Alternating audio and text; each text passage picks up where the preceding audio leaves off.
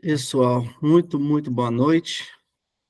5 minutinhos protocolares aqui passados. Queria dar boa noite aqui para todo mundo presente, para todos os inscritos lá no Simpla, para todos aqueles que acessaram o link diretamente. Queria dar boa noite também aos professores que vão participar aqui da mesa redonda, do professor Henrique Araque, professor Henrique Luiz, professor Pablo. Queria também dar boa noite para a professora Mônica e para o professor Giovanni, para os demais professores que vão participar aqui da nossa pós-graduação. A ideia hoje aqui é a gente dar uma continuidade da mesa redonda que nós tivemos ontem, tá? Ontem tivemos um fórum bem interessante, uma discussão bem rica aqui, com a professora Ana Cláudia, a professora Thaís, o professor Gustavo, tá? Então, quem tiver também interesse, quem não pôde participar ontem, a gente vai colocar aqui o link, já tá lá no YouTube, tá? Para quem possa assistir. Foi bem interessante, a gente abordou vários temas do direito de família, tá? Questões bem interessantes, que são só uma pincelada que a gente vai ver no curso de pós-graduação. Hoje a ideia é dar continuidade, hoje a gente vai um pouquinho mais na seara do planejamento sucessório, tá? Do que a gente consegue avaliar além do patrimônio, como a gente consegue ver esses conflitos familiares, tá? A ideia é que eles dão uma pincelada do que poderia ser o nosso curso de pós-graduação. O IPós está nos promovendo esses 2 dias, e esse é o lançamento do nosso curso. Tá? Queria aqui abrir espaço já para o professor Henrique Araque, para ver se ele consegue nos ajudar, consegue dar algumas dicas e apresentar a perspectiva dele, o que ele acha que é o planejamento sucessório e como isso está influenciando, né, no ordenamento jurídico contemporâneo. Boa noite, professor. Bom, boa noite, primeiramente. Prazer em conhecê-los, né? Assim, eu só conhecia a professora Mônica, né? A gente tem conversado bastante. O professor Thiago, a gente conversou um pouquinho, sabe? Mas os demais colegas eu estou conhecendo praticamente hoje.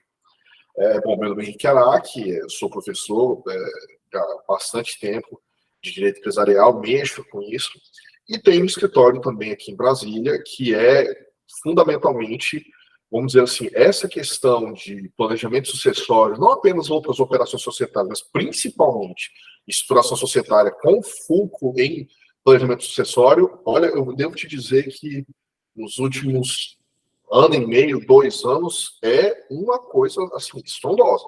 Tá? Você percebe isso não apenas nos interesses dos alunos, tá, da graduação, mesmo assim, alguns colegas também você vê que o pessoal tem perguntado mais sobre isso, mas você vê também muito curso, né, cursos, pessoal no Instagram falando bastante, olha, até de uma forma que eu diria até meio agressiva, não é uma estratégia que eu adotaria, eu tenho minhas reservas, assim, mas assim, até bem agressivos mesmo, assim, você está uma holding de não sei o quê, de tirar o seu pai da miséria, um negócio assim que eu acho assim que não precisa, gera uma expectativa que não vai ser né, atendida, né, o mercado não é para isso que serve, né, enfim, e acaba, vamos dizer assim, deixando um gosto amargo no instituto que ele é muito importante, né, que é essa estrutura do planejamento sucessório, que fundamentalmente é o quê? Não é para blindar patrimônio, não é para esconder nada, não é nada disso, é simplesmente utilizar tudo que nós temos dentro da lei, e dentro da lei eu quero dizer, não empurrando para lá e para cá, é efetivamente o que nós temos instrumental dentro da lei para simplesmente fazer esse planejamento sucessório se dar da maneira mais suave possível. Tem alguns elementos, algumas vezes a gente consegue, inclusive, fazer uma espécie de economia tributária, mais por uma questão de organização, menos por uma questão de milagre.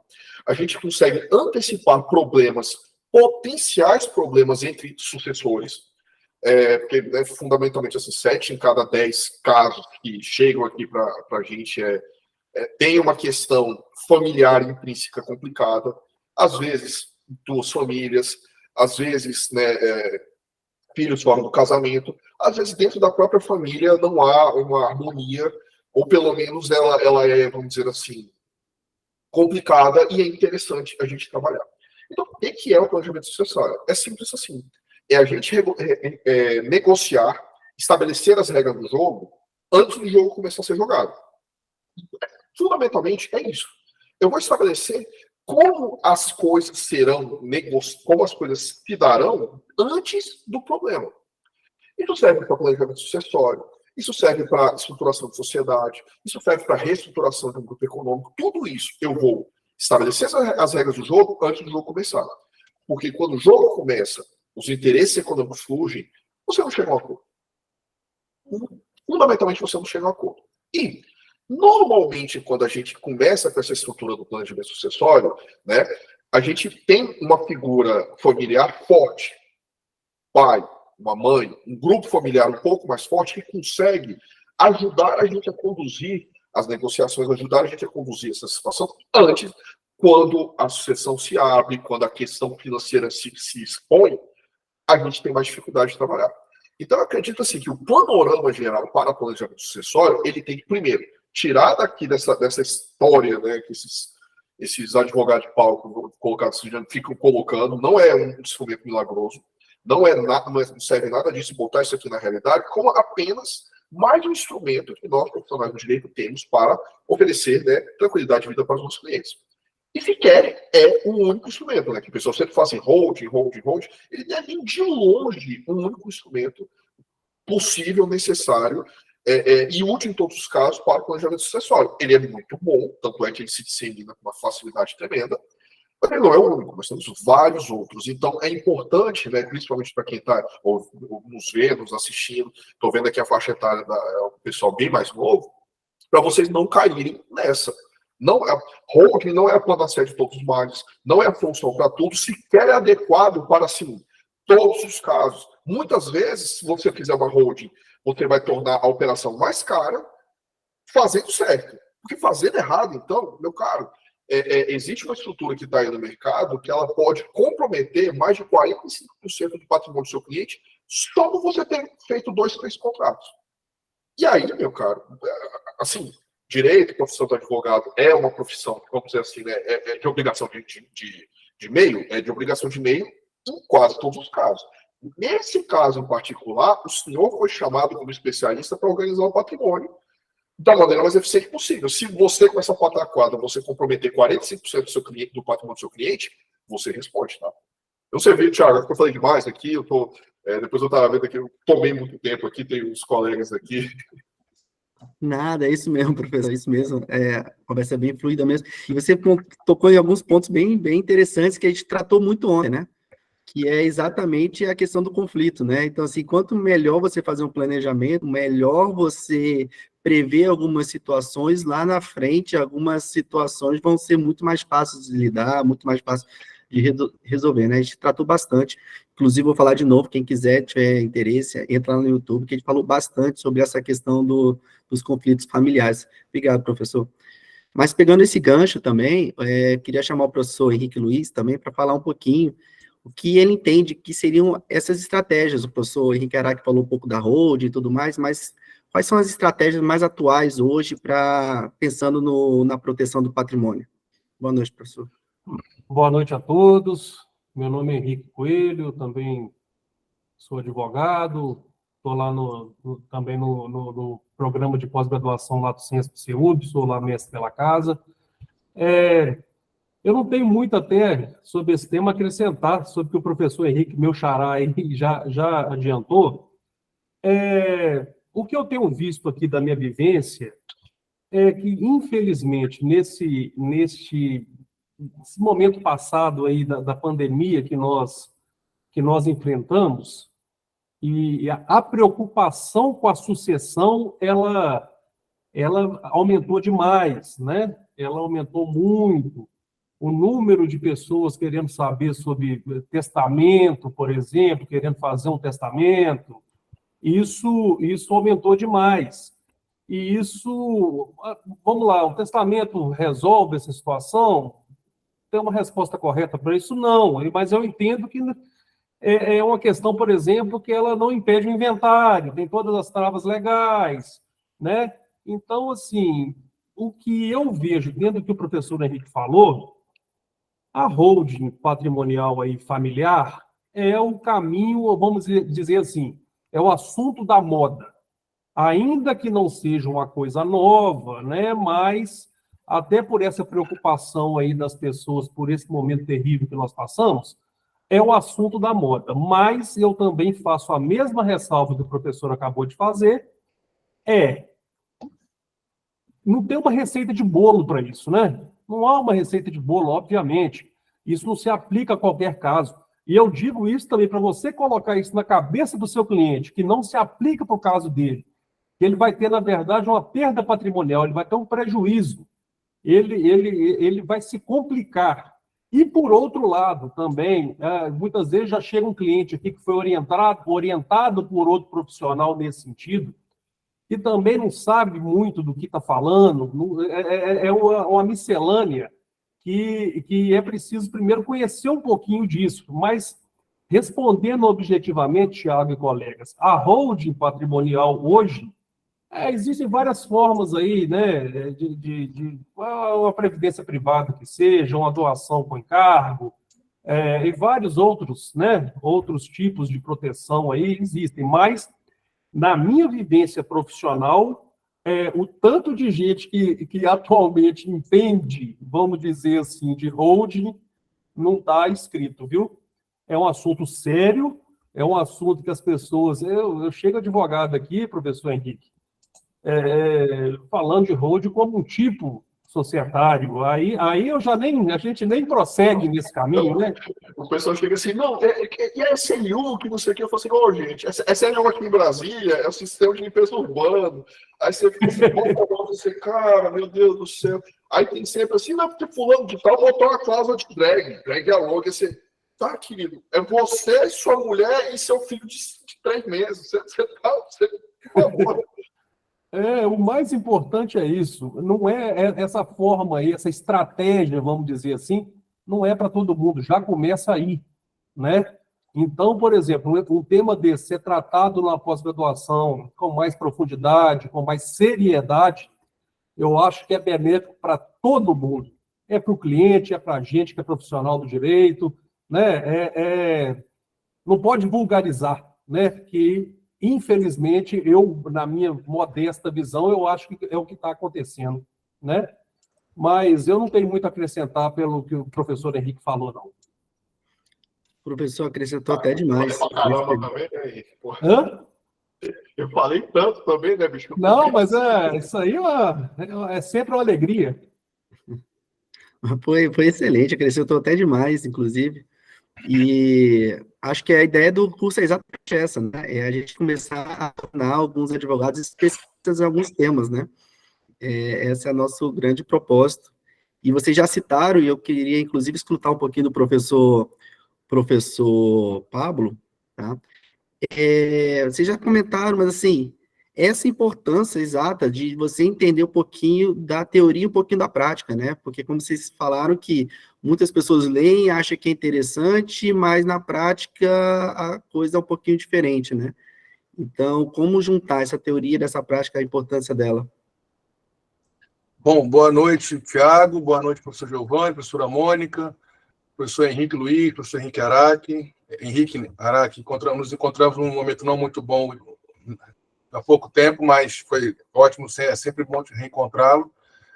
Eu subscrevo o que os dois Henriques falaram, porque virou uma moda esse negócio de planejamento de holding familiar. Eu tive um caso, meu cliente, Henrique, tinha 9 sociedades empresárias, no qual ele era sócio majoritário, administrador, e tinha filhos dele em uma e filhos em outra, e alguém vendeu para ele uma questão de ele fazer uma holding familiar. Eu falei, mas para que você vai fazer uma holding familiar se você já tem todo o controle de todas, com maior quantidade de cotas, com poder de decisão e administração? Se você quer gastar dinheiro, faz o seguinte, me dá o dinheiro que eu uso melhor do que você for gastar para ele. Se você for fazer a holding, vai ter custo com junta comercial, vai ter custo com cartório, vai ter custo com um monte de coisa. Aí ele por enquanto, abortou o tema da holding familiar.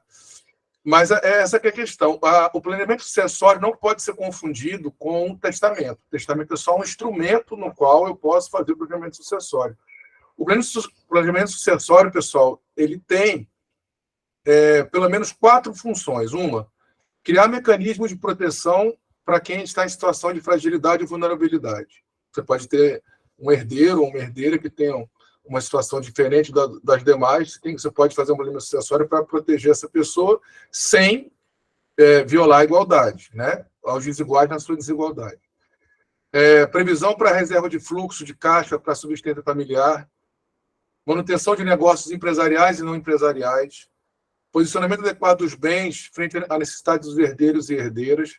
Então, você tem um conjunto de possibilidades jurídicas para você trabalhar essas 4 funções. Você pode fazer por ato intervivos, você pode fazer por doação, você pode fazer partilha em vida do artigo 2018 do Código Civil, você pode fazer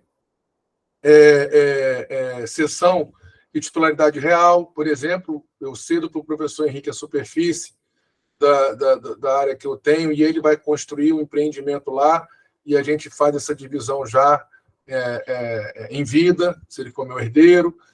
Então, temos uma quantidade enorme de situações que nós podemos... Temos a holding familiar quando ela for necessária, quando ela for adequada.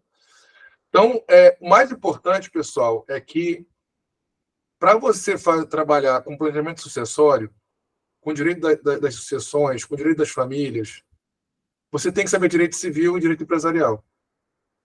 Ah, não, eu sou familiarista, não sabe nada de contratos, não vai dar certo.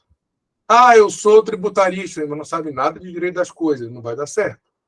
Ah, eu sou contratualista, mas não sabe direito empresarial, não vai dar certo. Então, se você não souber o direito das sucessões, ele é o polo atrator, lembrando a teoria do caos, ele é o polo atrator de todos os direitos que nós temos. Tributário, se você for servidor público, administrativo, ou se você for empregado público, CLT, se você direito das coisas, direito contratual, direito obrigacional, direito da personalidade. Por exemplo, eu posso fazer, se eu falecer, as minhas redes sociais, professora Mônica, são transmitidas automaticamente para os meus herdeiros? O canal no YouTube que eu tenho sobre o Flamengo é transmitido para os meus herdeiros ou não? É automático? Não é automático? Eu tenho que diferenciar, professor Henrique Luiz, o efeito patrimonial dos bens digitais do efeito existencial dos bens digitais. Minha conta do Facebook, minha conta do LinkedIn, minha conta do YouTube, minha conta do Dropbox. Meus livros no Dropbox, professor Henrique Araque, passo para os meus herdeiros? Olha que interessante, pessoal. Se vocês pegarem todos os contratos de plataforma virtual, professora Mônica, eles dizem que você é usuária dos livros que você adquire. Falso. Você é usuário da plataforma. Mas se um dia a Amazon acabar, todos os meus livros que eu comprei no Kindle, eles têm que me fornecer, sei lá, fisicamente, ou em PDF, ou em outro formato. Mas eu não posso perder os meus livros. Eu sou proprietário dos meus livros digitais. Eu não sou usuário dos meus livros digitais. Eu sou usuário da plataforma. Mas está lá no contrato. Se eu não souber direito do consumidor, se eu não souber direito contratual, às vezes, eu tenho uma biblioteca de mais ou menos 4 mil livros que eu cultivo desde que eu entrei na graduação. Digitalizei ela inteira. Como é que faz? Quanto é que vale isso? Né? Então, pessoal, o direito sucessório é esse polo atrator de todo o direito como um todo. O professor Henrique falou da questão tributária, questão de TCMD, questão de ganho de capital, né? Questão de imposto de renda, você vai ter que fazer o imposto de renda do espólio, você vai ter que fazer o imposto de renda dos herdeiros. Então, eu tenho um conjunto de conhecimento, professor Thiago, que eu tenho que ter como profissional do direito para compreender o problema e tentar resolver o problema. O professor Henrique Araque tem razão. Se você é contratado para fazer um planejamento sucessório e você dilapida ou aprisiona o patrimônio do seu cliente, você pode responder. Por exemplo, a questão interessante, professora Mônica, o artigo 1848 do Código Civil diz que você pode doar para o Tiago, seu filho, um imóvel, por exemplo, e colocar uma justa causa para que ele não possa vender esse imóvel para terceiros. Mas, professor Henrique Luiz, e se eu fizer, e se a professora Mônica doar esse mesmo imóvel para o professor Tiago, colocando a mesma cláusula? Veja, ela não fez o testamento agora, ela fez uma doação. Tem que ter justa causa na doação ou não? Outra pergunta, é possível não ter justa causa no direito hoje? Por exemplo, denúncia vazia em locação. Faz sentido isso hoje? Faz sentido alguma decisão, professor Henrique Araque, sobre direitos que não seja fundamentada? É por isso que eu falo que não existe ato discricionário, porque todo ato está vinculado ao direito. Eu tenho que justificar, professor Henrique, por que eu, como administrador público, fiz a ponte e não fiz a escola. Não é uma escolha. Direito não é escolha.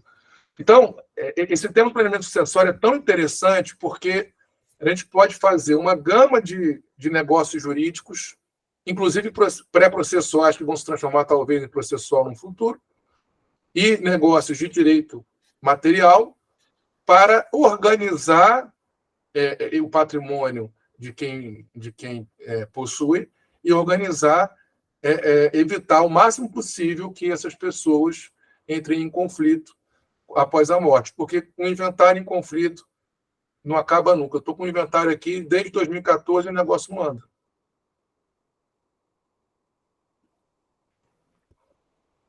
Pegando esse gancho, eu fui, acho que, o quinto escritório de um inventário. 2002 morreu o pai, o patriarca. 2005 morreu a mãe. E o filho mais velho já está com o pé na cova. E o inventário não acaba. E o inventário... Eu achei legal que o Paulo comentou isso, porque olha só. O inventário era para ser a ação mais simples do universo. Entendeu? Porque era para ser o troço, a definição do que é certo quando você tem, sei lá, colação, tal, que você tem um complicador a mais, mas normalmente, mesmo que não tenha nada, morreu o patrimônio lá, você literalmente só dividir, né, o quinhão, ainda assim as pessoas subestimam a complexidade que isso envolve em direito societário também, que é colocar valor nas coisas. Porque assim, a pessoa fala assim, Caio morreu, deixou cinco apartamentos para os seus cinco filhos. Pronto, é um para cada filho, mas um apartamento vale mais do que o outro, foi comprado no Tarará, porque tem mais não sei o quê. É subestimar, deixar para definir os critérios de quem vai ficar com quem, o outro concordando depois que morreu, depois que o filho já está mais velho, que ele tem outros compromissos particulares, que já está ou casado ou com algum outro tipo de compromisso, ignorar as pressões financeiras, as pressões sociais, as pressões culturais em cima da cabeça do herdeiro, fora aquelas brigas que não foram bem resolvidas. Olha, eu acho que, tirando aqueles inventários, assim, que o pessoal brinca, né? Não tinha nada, morreu também, só vai herdar dívida. Eu acho que eu nunca vi um inventário, a não ser que seja absolutamente consensual, e normalmente porque você tem muitos cônjuges super fortes para impor uma questão ou outra, que não tenha dado pau. E assim, aí o doutor Paulo até colocou a questão do testamento.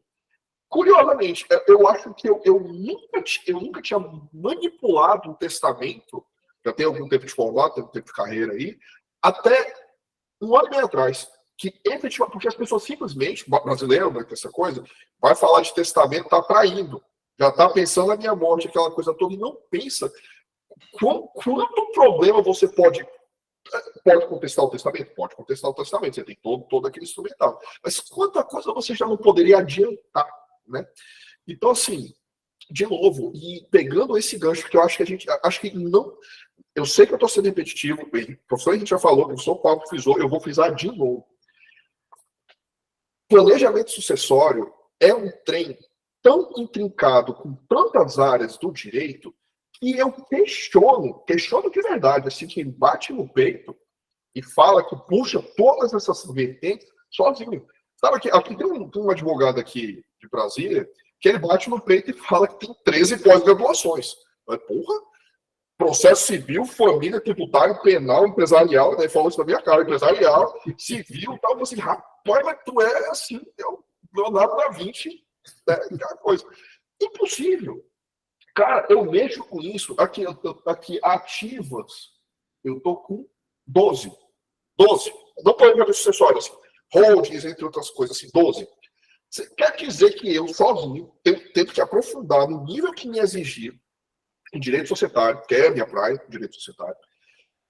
Eu vou conseguir manter sabe, a conexão, me atualizado no nível necessário de questões sucessórias que o STJ, né, a gente sabe como é que funciona. As várias portarias e atualizações tributárias com a decisão do CARC, com a decisão do PAF regional, com o STF indo e voltando nesse negócio, puxando tudo isso para matar no peito e colocar, eu não faço isso de jeito nenhum. E vocês não deveriam, a não ser que seja um negócio muito simples.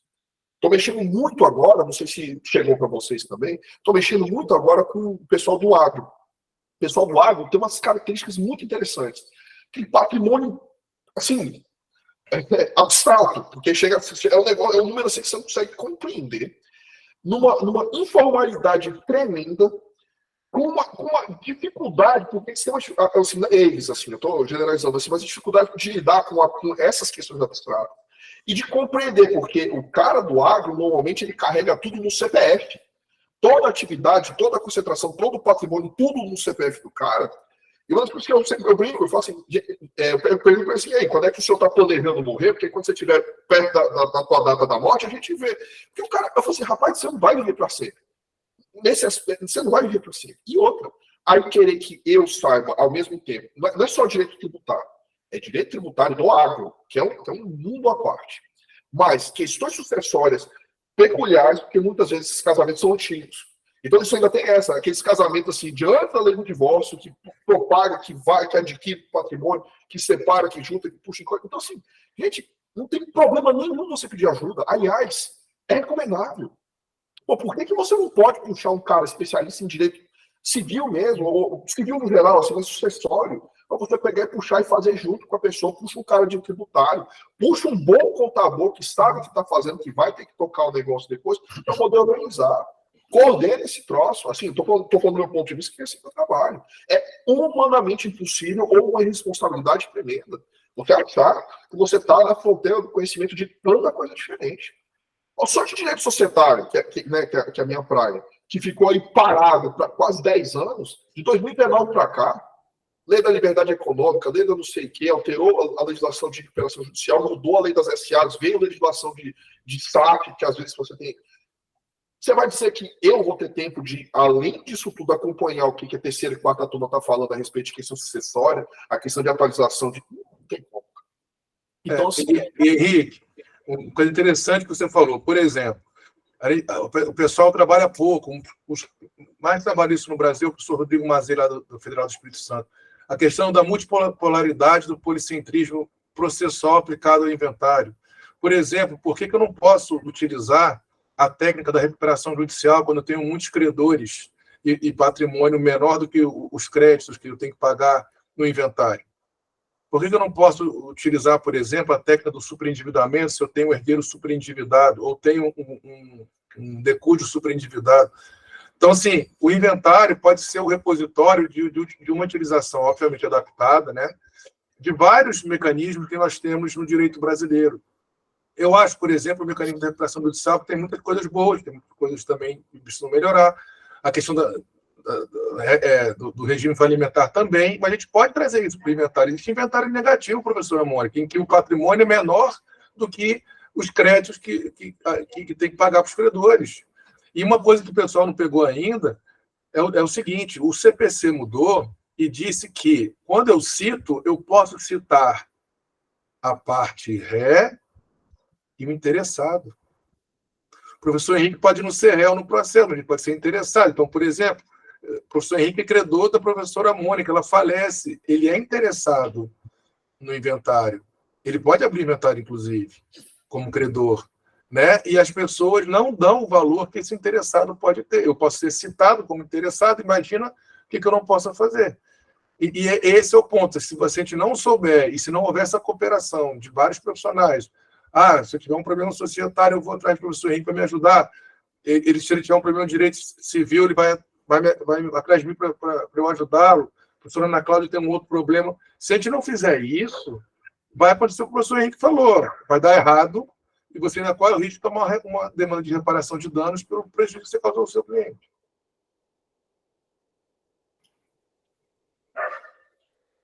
Pegando esse gancho, né? Assim, porque não tem jeito, cara. Esse tema, eu sou apaixonado por esse tema, porque ele mexe, eu gosto de fazer reestruturação societária, reestruturação do patrimônio. O Paulo comentou o negócio do inventário negativo, eu já bati na trave 2 vezes assim, porque, sabe, você vai pedindo licença e vai saindo, as pessoas não sabem que você pode pedir insolvência civil do espólio. Sim.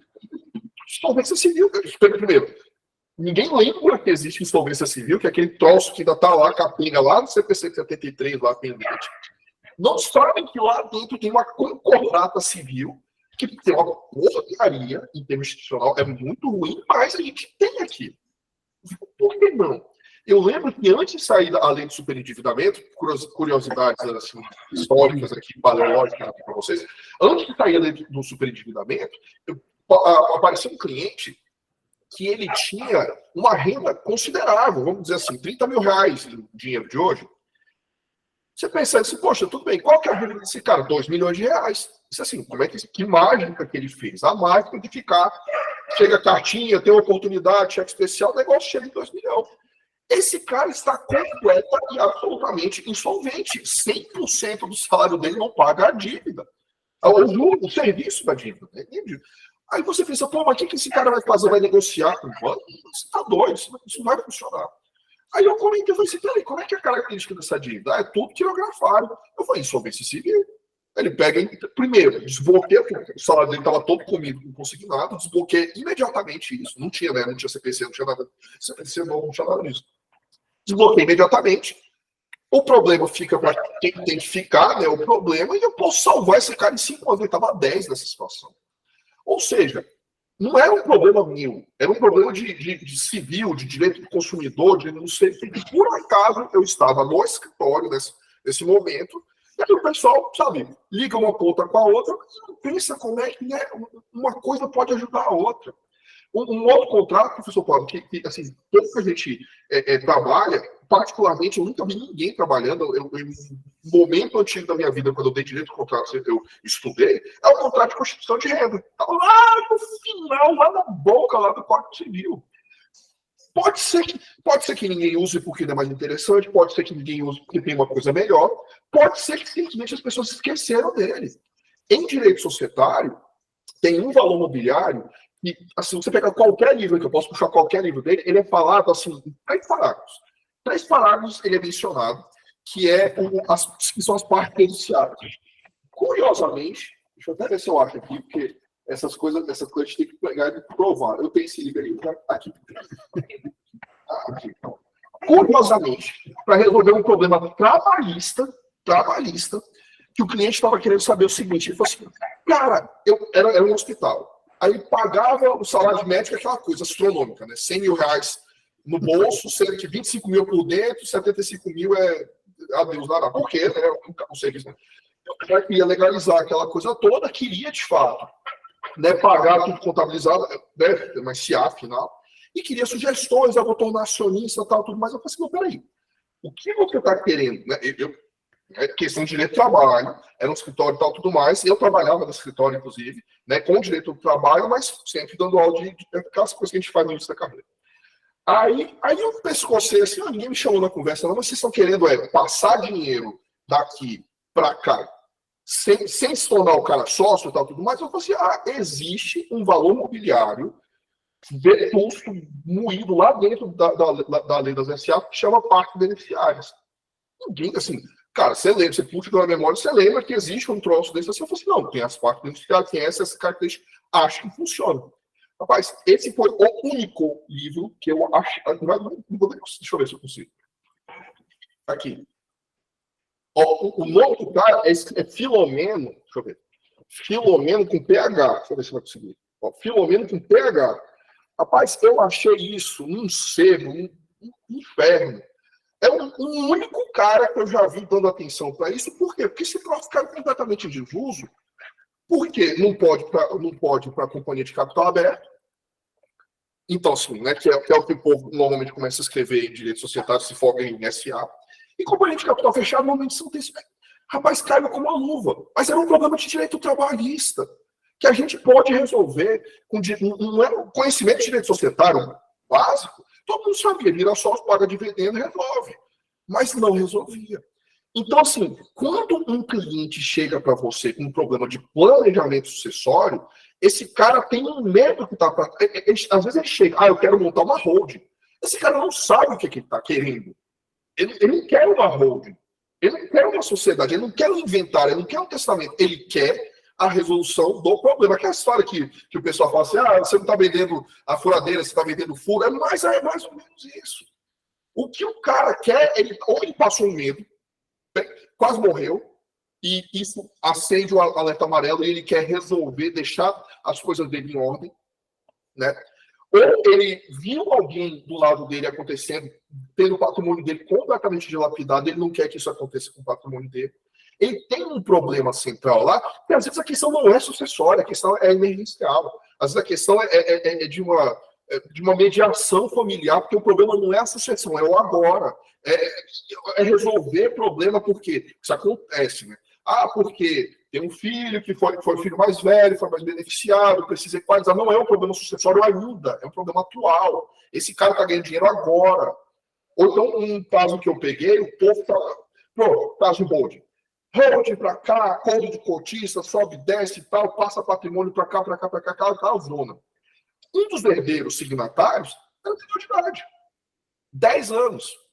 E você mexendo no patrimônio futuro, atual, porque no planejamento sucessório, passaram muita coisa para o menor de idade, e aí, administrado pela mãe, joga para cá, puxa daqui, assina de cá, sobe para cá, passa para cá, tal, distribuição de dividendo desigual, um monte de confusão. Aí quando eu cheguei, sabe assim, eu até brinquei, quando eu cheguei já estava assim, né? Rapaz, a estrutura tinha assim, 5 camadas de holding. Holding dos pais, holding do pai com a mulher antiga, holding do pai com a mulher atual, holding dos filhos desse casamento, a outra com um pedaço do casamento. Eu falei assim, sabe quando você olha assim, caramba, isso tudo aqui, tudo, puxei, né? Na verdade, quem contratou, puxei pro lado e falei assim, olha, isso aqui tudo, isso aqui, tudo que você está falando. Aí é o 1600 e alguma coisa, que fala, né, da questão de você ficar negociando patrimônio de menor de idade. Eu falei, quando esse menino tem 10 anos, quando tiver 18, e se a coisa não estiver muito redondinha, ele vai sair canetando isso aqui, aí boa sorte você botar esse gênio de volta na garrafa. O problema não era aquele, era outra coisa que tinha que ter sido resolvida. E as pessoas estão tão acostumadas com aquela máxima, né? Para quem tem martelo, todo problema é prego, que o cara vai em cima daquilo. É problema hold, hold. Tá uma hold em cima do hold, que porra, é um negócio inacreditável. Quando as pessoas. E fora, né? Nem entramos nesse detalhe ainda, mas acho que podemos entrar também, a fábula do modelo. E chega para mim, tem um modelo, aliás, até respondi assim, no Instagram, professor, você tem um livro sobre como escrever um memorando de entendimento? Você tem um modelo de MOU? Cara, isso não faz nem sentido. Como é que eu vou ter um modelo de um pré-contrato que vai estabelecer as regras de um negócio que eu não sei o que é? Assim, é um negócio que a pessoa está muito acostumada com aquela cultura da resposta rápida. E não é só entre os graduandos. Entre o pessoal que já está formado e está querendo pivotar de área, mas não quer, não é que não quer, está buscando, né, por questões óbvias, né, acelerar a curva de aprendizado. Pô, a pessoa, aí teve igual a menina que pediu, dá para fazer, tem um modelo de acordo de sócio de uma sociedade unipessoal. Eu falei, querido, assim, as suas múltiplas personalidades não são só, não votam. Não tem como. Porque raios, você está montando seu contrato social, beleza? Você quer fazer um acordo de sócio, se a sociedade só tem um sócio. Não é porque quando o outro entrar, ele vai ter que assinar um acordo, cara. Você acha que ele vai negociar? Não vai. Era um negócio assim, bicho, você não está parando para pensar no que você está me perguntando. É inacreditável. É inacreditável.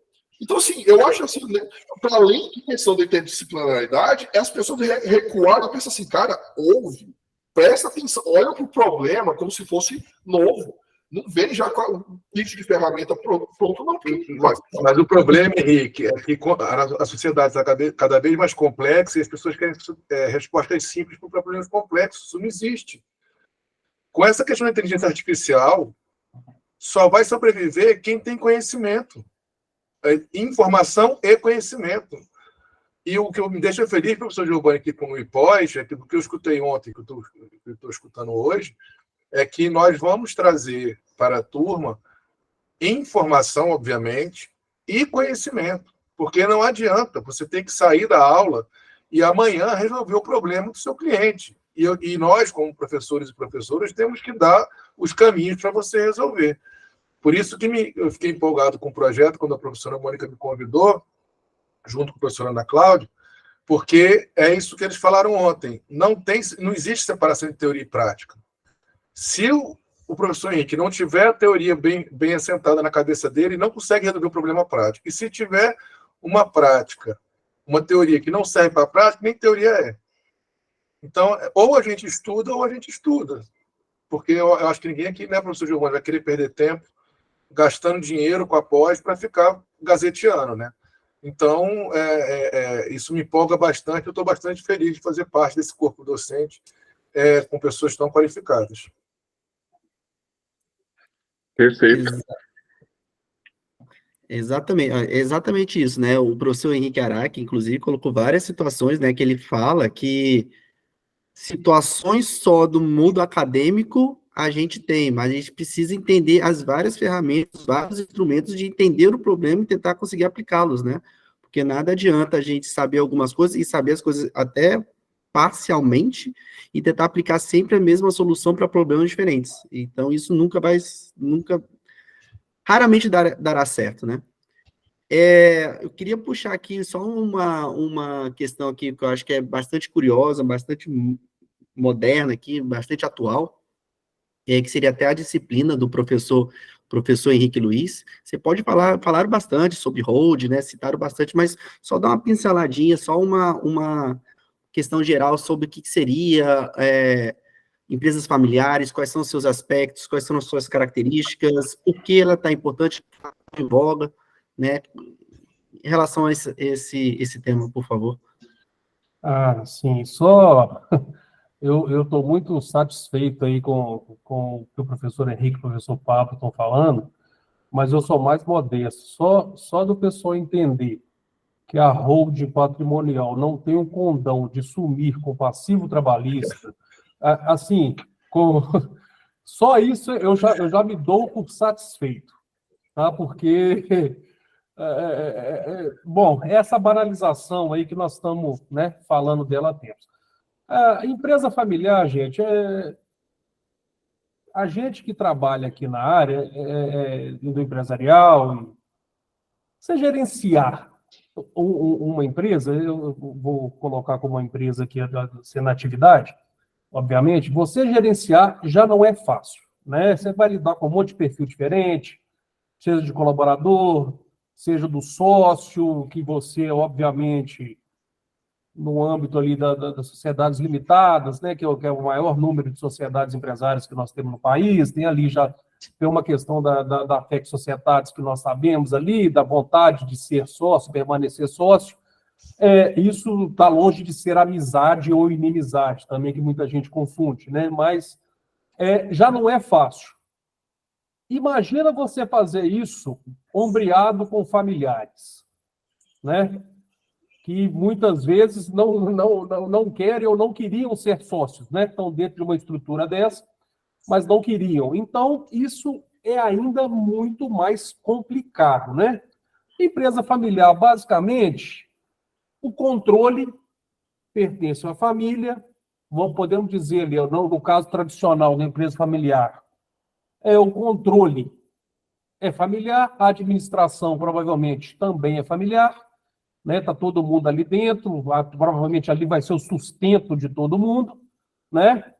E basicamente eu não vou aqui, obviamente, não cabe, não vamos falar assim muito tecnicamente do que seria isso, mas a gestão, o controle é da família, a gestão é da família, muitas vezes os cargos estratégicos estão na família, cargos operacionais estão na família, temos ali 1, 2 gerações já concomitantes dentro da família, e isso gera algumas questões, ademais das questões normais do gerenciamento aí de uma sociedade empresária não familiar, vamos dizer assim, né?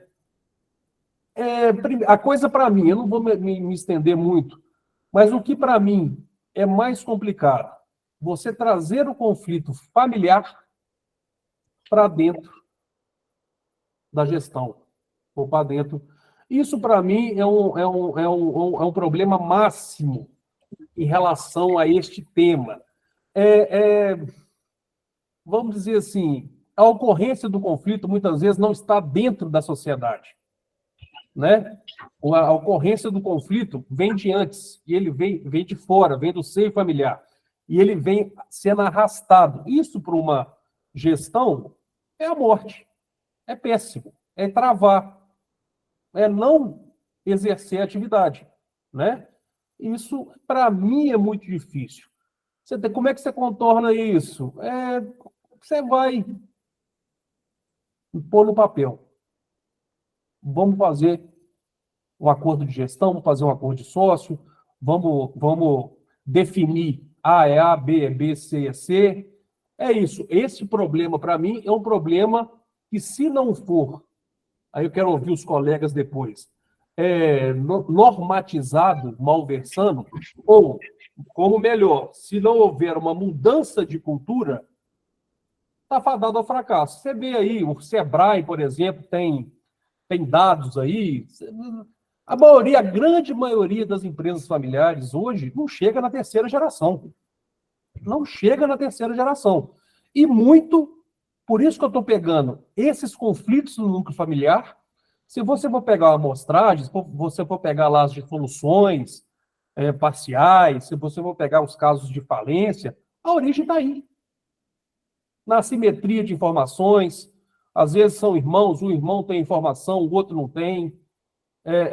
Isso tudo vai gerando conflito de gestão que chega num momento que, infelizmente, não vai, né? Um outro problema sério que tem nesse tipo de empresa familiar, definição de linha de sucessão, né?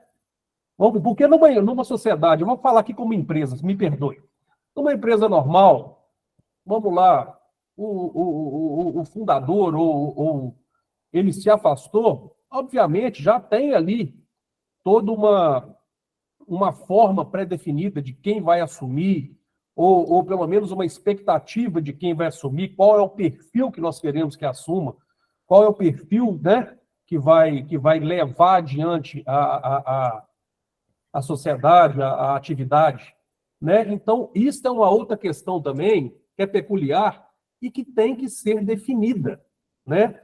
Tem que ser definida. Um outro problema muito sério que eu vejo numa empresa familiar é o desestímulo de postos estratégicos ou de profissionais, colaboradores não familiares que estão ali dentro. Muitas vezes são mais bem preparados, isso não é difícil de acontecer, né?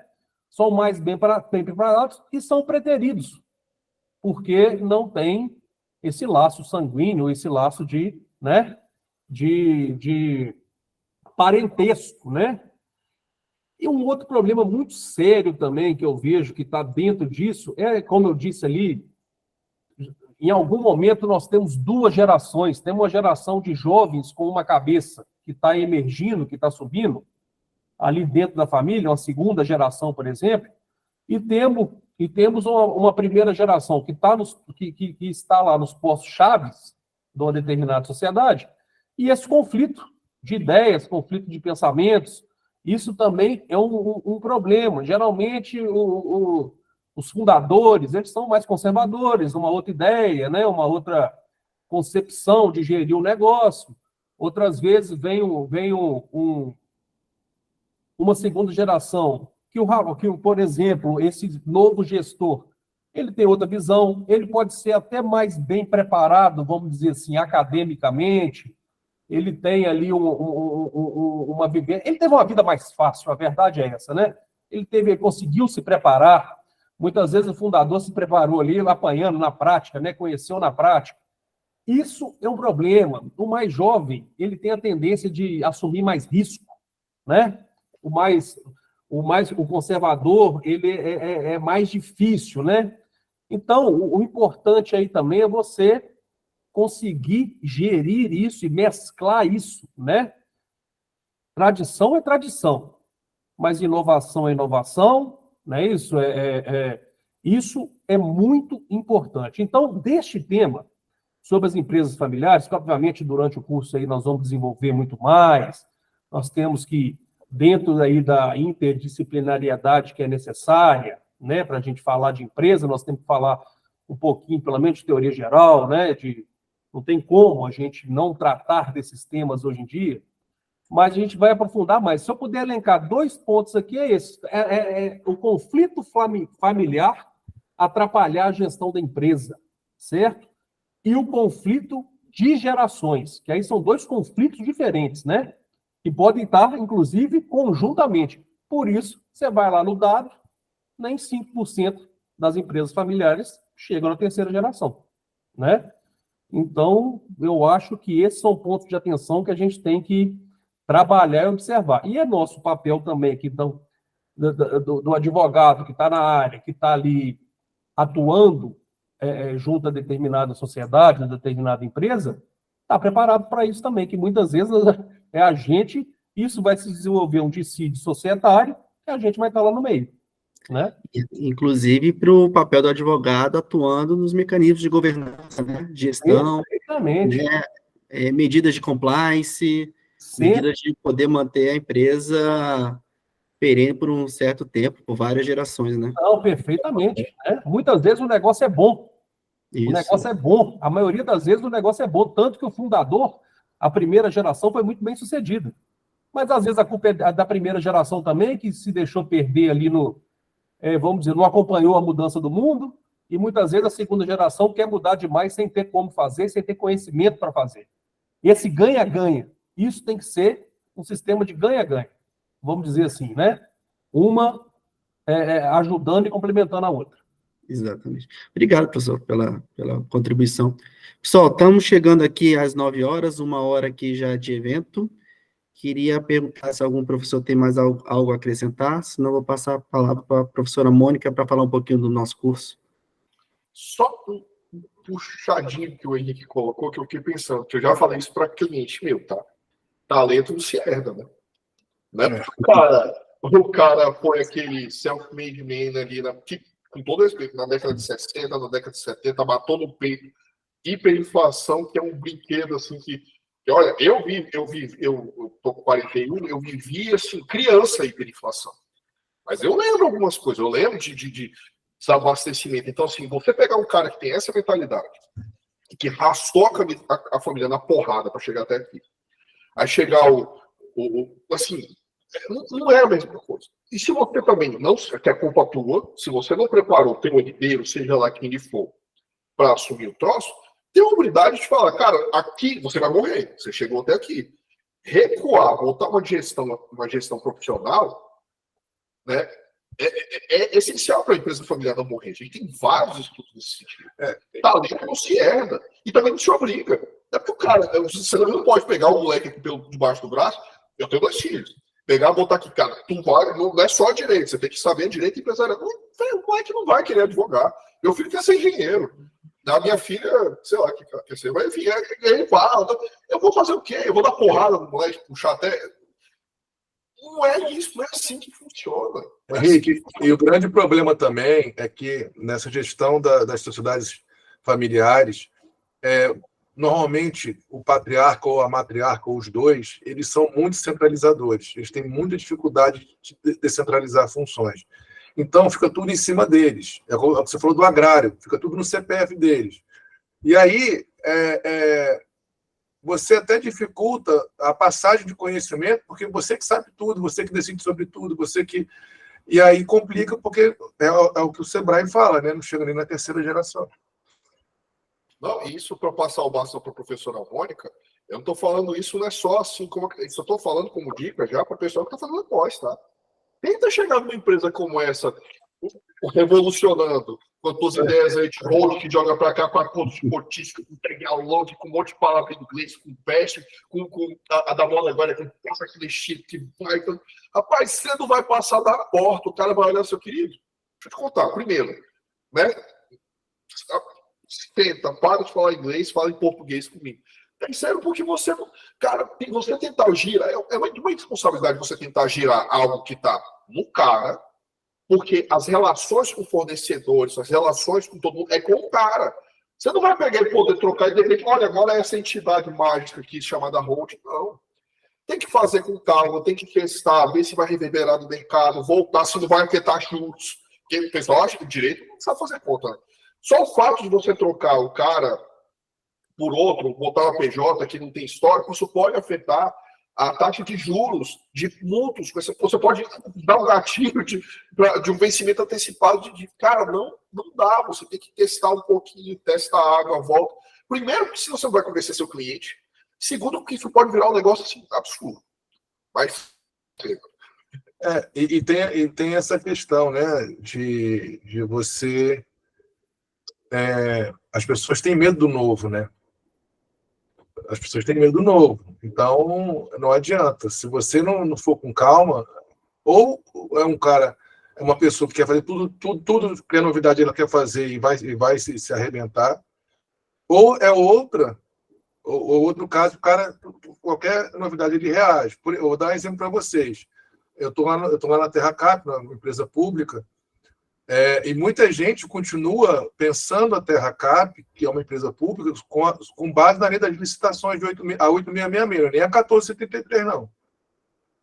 E você tem uma dificuldade de falar, não, mas não aplica para cá. O que aplica para cá é a lei das estatais e tal. Então, você vê, eu tenho uma lei que é uma Ferrari, professora Mônica, e a pessoa não quer usar a Ferrari, ela quer andar de Fusca. E é uma confusão lá dentro. Os caras têm uma tara com 8666, impressionante. Imagina isso, você falando isso no agro, você chegando para um cara que é um grande agricultor, um grande produtor rural, falou, agora você vai dar uma descentralizada, vai passar para o fulano, para o Beltrano, ele fica louco. Entendeu? Isso aí. Obrigado pelas contribuições. Pessoal, professora Mônica, quer concluir aqui, falar um pouquinho do curso? Não sei se você está no mudo. Bom, eu ligar o microfone. Eu queria dizer que esse workshop que teve começo ontem, dia 20 de junho de 2023, e que se encerra hoje, no dia 21 de junho de 2023, é um marco inicial da pós-graduação em Direito de Família e Planejamento Sucessório do IPOS. Eu queria agradecer a todos os professores que aceitaram o desafio de participar desse projeto do IPOS, e eu gostaria aqui de citá-los nominalmente, que é o doutor Pablo Malheiros da Cunha Frota, o doutor Israel Rocha Lima, a doutora Ana Cláudia de Souza Valente, o doutor Matheus da Rocha Bastos. Aí, Matheus, você também complicou a minha vida, que você tem um sobrenome complicado, né? Paverte, acertei? Pavetides. Pavetides. A doutora Thais Cristina Freitas Marques, Gustavo D'Alessandro Tavares da Silva, José Costa Moraes Júnior, Leonardo Estevão Maciel Campos Marinho, Juliana Silva Garcia, Henrique Luiz Ferreira Coelho, Henrique Aruque Araque Cavalcante, Paulo Roberto Alonso Viegas, que foram citados nesta ordem por ser a ordem das disciplinas que eles vão lecionar. Queria agradecer ao Tiago por também ter aceitado o desafio de coordenar uma turma de professores tão espetacularmente maravilhosos como vocês são. Ao professor Giovanni Gomes, por ter aberto as portas do IPOS para nos recepcionar, que acreditou nesse projeto. Queria agradecer essa plateia maravilhosa, que, como foi pontuado aqui, é composta majoritariamente por gente muito jovem. Imagino com gente que está buscando conhecimento, buscando conhecer mais, e aí nada melhor do que buscar esse conhecimento com gente tão fera, com professores de altíssima competência, que ficou patente aqui nesses 2 dias, de um debate tão denso, tão rico, ao mesmo tempo tão fluido, que foi tão agradável de assistir. O professor Giovanni e eu estamos falando que somos engenheiros, estamos doidos para fazer direito, para vir fazer a pós-graduação aqui com vocês. Nossa, que experiência maravilhosa! Que tanto de ensinamento. Eu me lembro, uma vez eu fui fazer um concurso público, e eu me lembro de um professor de direito, ele falou assim, gente, como é que vocês conseguiram viver até hoje sem saber um pouquinho de direito? Como é que vocês querem fazer um concurso para engenharia se vocês não sabem o mínimo? E era verdade, desde então, eu fiquei com isso na cabeça, sabe? Para mim ficou muito claro, e sei que para a plateia também ficou muito patente, que a gente fala da pós-graduação como sendo um estudo multidisciplinar. Normalmente a gente fala assim das pós-graduação, dos cursos de pós-graduação, mas o direito é, por si só, multifacetado, também ficou muito claro aqui, né? É uma pós-graduação cujo público-alvo é o pessoal do direito. A gente até vinha discutindo isso, se era de fato uma pós-graduação para o direito, e a gente entendeu que sim, porque é uma pós-graduação para aprofundar conhecimento dos profissionais do direito. Mas como o direito é rico, como questões tão intrínsecas, elas se complementam, né? E aí percebi algumas falas de vocês que me chamou muita atenção. Uma delas é da questão de, se você tem uma solução simples para um problema complexo, uma vez eu ouvi falar isso, olha, se você tem uma solução bem simples para um problema bem complexo, você não é inteligente, você não entendeu o problema, porque não existe soluções muito simples para problemas complexos. E aí não tem nenhum site de inteligência artificial que traga um modelão para você simplesmente copiar. Isso foi muito espetacularmente abordado aqui por vocês. Agora, a outra parte muito complicada é que você falar depois de gente tão fera como vocês, fica muito complicado, porque tudo aquilo que eu queria falar, eu elaborava, vou falar bonito, vou elaborar. E aí, de repente, alguém vinha e falava, agora eu vou ter que pensar em outra coisa bonita para falar, e vocês complicaram a minha vida. Com isso, eu só fiquei preocupada com o negócio do Flamengo, eu não sei como é que vai ficar o post do Flamengo lá na rede social, isso depois a gente vai ter que conversar. Mas eu queria agradecer muito a vocês, professores, a vocês, plateia, a você, Tiago, e a você, professor Giovanni. E tenho certeza que quem vier para a nossa pós vai estudar num ambiente de muita seriedade, de muita responsabilidade, com professores com a intenção de entregar o seu melhor. Então, pessoal, espero vocês. Obrigado, professor. Obrigado, professora Mônica. Tiago, se me permitir, tá? Eu quero agradecer. Primeiro, eu quero agradecer a todos que fizeram a inscrição lá no Simpla, né? Estão aqui presentes, né? Todo esse público que pôde materializar, de fato, esse workshop. Agradecer profundamente a todos os professores e professoras, doutores e doutoras que tiveram presente ontem, dia 20, e hoje, dia 21/6, aqui, presente, né? Falando, né, sobre temas relacionados à matriz pedagógica do curso, né? Justamente para despertar percepções aqui no público, né? Para aprofundar lá na especialização, né? Lá na pós. Quero agradecer profundamente, realmente, pegar uma palavra que a professora Mônica falou. Hoje o IPOS ele se consolida no mercado como líder em especializações na área de infraestrutura, na área de engenharia. A gente tem grandes empresas junto com a gente, grandes grupos, né?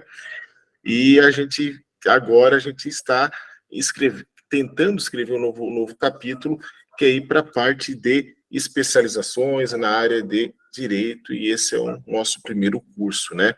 Então, quero agradecer a todos os professores e professoras, né, que puderam a gente alimentar, né, com informação, né, para essa pós, com esse workshop.